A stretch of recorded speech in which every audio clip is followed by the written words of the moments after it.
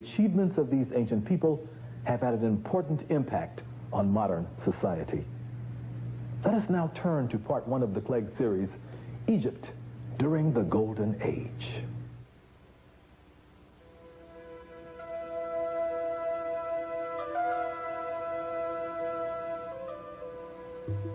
The Nile River, rising out of the interior of Africa, rushes down the mountains on its journey to the Mediterranean Sea. On its way, it carries precious fertile earth, which it deposits on its banks. For a few miles on each side of the Nile, there is a green belt that quickly melts into the surrounding desert. About 10,000 years ago, people began migrating toward the Nile and ultimately drifting into and settling its fruitful plain. An ancient and proud people who would build a great civilization, who would create an empire that would extend into the interior of Africa, engulf Asia Minor, embrace the Middle East, and influence the entire Mediterranean world. These ancient people would build monuments of great magnitude and splendor, monuments that would be the envy of the ancient world, monuments that would serve as the blueprint and foundation for modern civilization.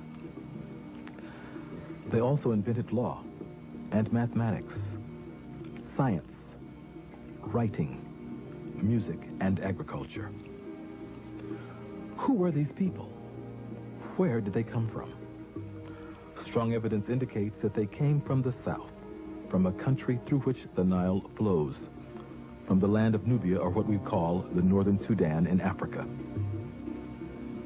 It was only natural for ancient explorers to follow the Nile River in order to find where it was going, and in doing that, to settle along its banks and to ultimately found a great and thriving civilization. The Nubians of antiquity stated that Egypt was a colony of their land and that the Egyptians derived their laws and customs from their Nubian cousins to the south.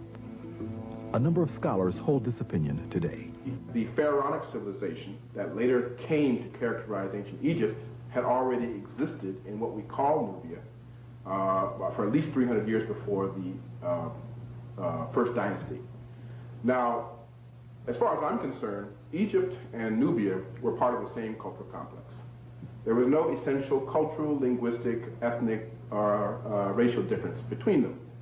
The differences, such as they were in the manner of regional differences, much as the difference you might find in England between, say, an Englishman and a Welshman, in the Central Europe between a German and an Austrian, in Italy between an Italian, for example, and a Sicilian.